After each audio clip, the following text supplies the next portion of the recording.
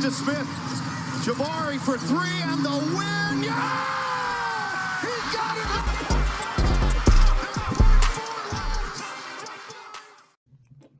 We are here to Field Rocks News. This is the Rocks Field podcast presented by Believe Network and sponsored by Bet Online. Of course, I am your host, Lashard Binkley.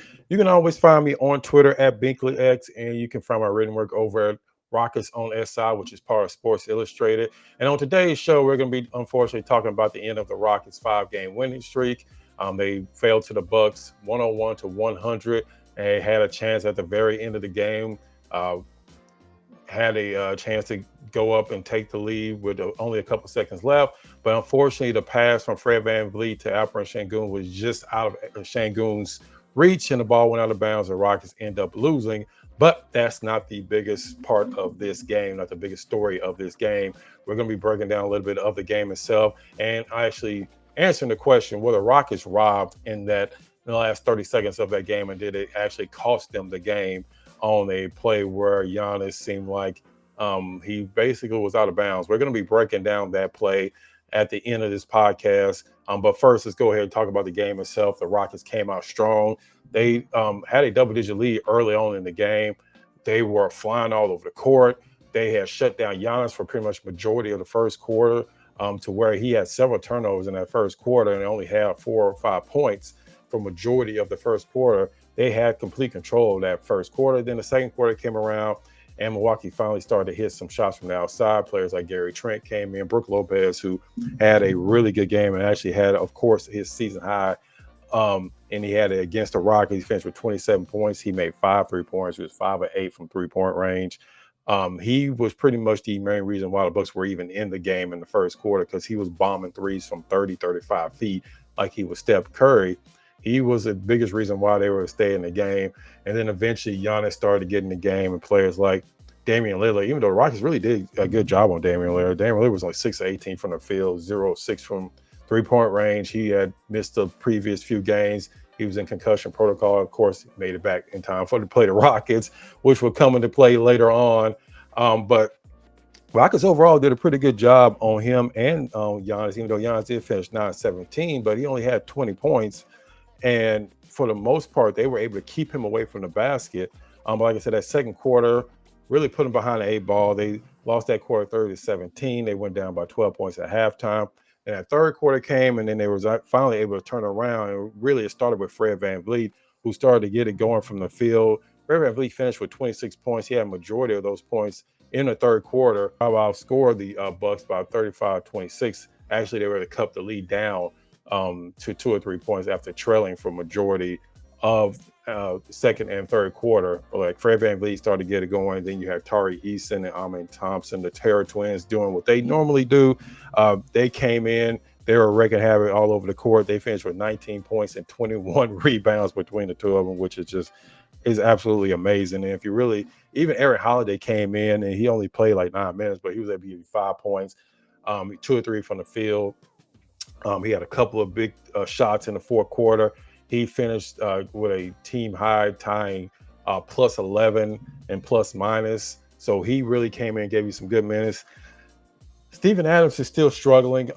He played in the first half, but he only played like 5 minutes. He's still trying to get back to the point where he was before the injury last season. So he's still struggling. We even saw some Jeff Green minutes at time. But unfortunately, Rockets really didn't get a lot from the big men coming off the bench. It was really the Terror Twins and Aaron Holiday that gave him all the best efforts off the bench, because Reece Sheppard struggled in this game. He only played 5 minutes. He was 0 for 3 from the field. Cam Whitmore was out with a knee injury, a knee strain, and that's probably why, that is why he didn't play the previous game. I know a lot of people were asking why Cam Whitmore didn't come in the game. And that's why, because he's dealing with an injury. We'll see if he'll be able to play Wednesday when they take on Indiana. But the Rockets came back in that third quarter, able to cut the lead down. Then the fourth quarter was kind of a back and forth affair, low-scoring affair. It was the lowest scoring quarter for both teams the entire game. The Rockets scored 20 points in that fourth quarter. Milwaukee scored 18. So it was a back and forth affair. The Rockets actually took control of the game late in the game. They actually went up by 6 or 7 points. And then Jalen Green hit that 3, and it looked like the Rockets were going to be able to pull out this game.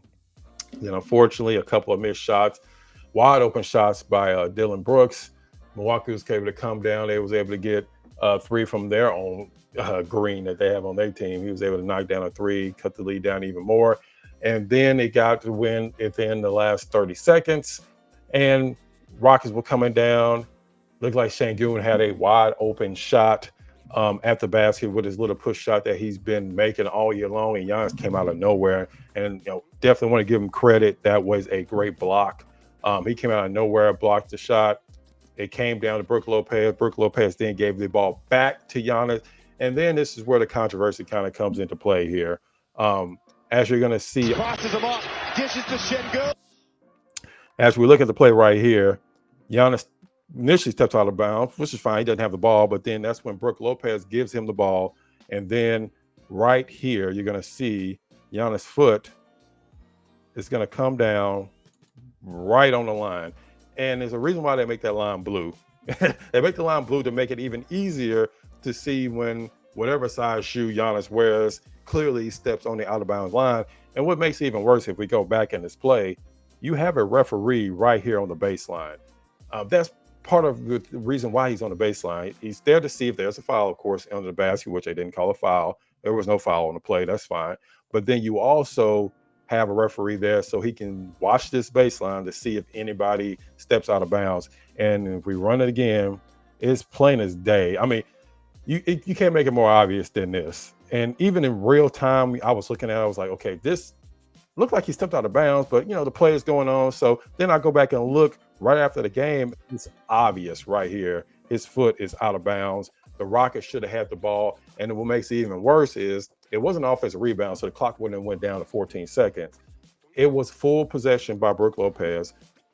If it was out of bounds call, the Rockets would have had the ball with 24 seconds, which means at the time it was around 20 seconds left in the game. They would have had to foul. The Rockets could have went up by 3 points, and then that's when Milwaukee, guess what? They have to start trying to jack up threes, and hopefully for them anyway, hopefully they'll be able to tie the game. But at that point, the Rockets have full control of the game. But that didn't happen. So later on, right after this, that's when Giannis gave the ball to Damian Lillard. Damian Lillard came down, ran the clock down under 10 seconds, took the ball to the basket, and was able to get the layup under Jalen Green, who came flying by, but unfortunately wasn't able to get his hand on the ball. And that's when Milwaukee took the lead for good.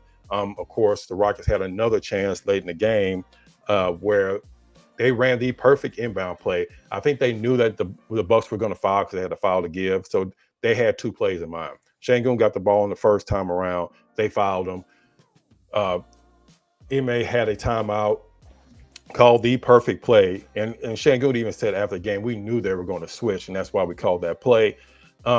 Whether Fred kind of threw a little bit too far, yes, that's a possibility, but I have to believe Fred did not think that Şengün was going to be that wide open. Milwaukee had a complete breakdown where they weren't even guarding Şengün under the basket because Jalen flashed through the paint. Giannis jumped out on Jalen. No one covered Şengün, but unfortunately the pass was a little bit too far, and Şengün was leaning a little bit too much to the right, and the ball just went barely outside of his fingertips. And it's just one of those things where a perfect play call, they just didn't execute. So it's really not too much else the coach can do in that situation. He put him in the perfect position to win the game. And you really can't blame anybody on that play. It's just one of those things where it just kind of fell out of hand. But looking at this right here, this play right here is the reason why the Rockets lost this game. Because, I mean, yes, you can't just say one play is only reason why something happens in a basketball game where there's hundreds of possessions or however many possessions was in this game. But at the end of the day, when it's coming down late in the game and you fought hard the entire game, and if the play is called correctly, you have complete control of the game going forward. Because if you make both free throws, the most they're going to be able to do is tie the game, and then they're going to have to foul you again. And then, like I said, you have control of the game at that point. But unfortunately, the refs missed the call, similar to the Kevin Durant call. The only difference is when the Rockets had that game against the Golden State Warriors, Kevin Durant literally had his entire body outside on the out-of-bounds line. They didn't call it. The Rockets still were able to win that game. Unfortunately, this one cost the Rockets that game. And I'm usually not the one to bash the refs. I usually leave that to other people. But I mean, you have to call it what it is. And when the 2-minute report comes out and they say that Giannis was out of bounds, it really doesn't do anything for the Rockets, because even if you protest, we've seen in the past, protests really don't mean anything. It's never really going to change. They're not going to change the results of the game. James Harden famously made a basket. They said he didn't make a basket, and the Rockets protested, and it did absolutely no good, because at the end of the day, NBA is going to just basically say, oops, my bad, and they're going to move on. So unfortunately, it's just one of those things where you have to move on to the next game. Of course, the Rockets do play again on Wednesday. That was the end of their 5-game winning streak. But again, the Rockets are still first place in their division. They still are firmly in the playoff picture right now. And if you're the Rockets, all you can do is just move on to the next game and start up another winning streak. You're only going to win every single game for the rest of the year. So you just got to keep going and see what happens next game against Indiana. Like I said, the Rockets will be back home Wednesday to take on the Pacers. Let me know down in the comments, what do you think of the play that we just ran through there? Do you think that cost the Rockets the game? Do you think it was the Rockets just not inability to make a 3-point shot for majority of the game? Do you think that was more of a reason why than that final play? Also, let me know what you think of the play call at the end. Do you think that Fred VanVleet may have just led him a little bit too far, that Şengün was just kind of off balance? Let me know what you think down in the comments on that. And as usual, please like the video. That helps with the algorithm. And if you're not subscribed, please subscribe. We're getting close to 3,000 subscribers. We're going to continue to bring you great content all season long. And as usual, I appreciate support. Make sure you check out the next episode of Rocket Fuel Podcast.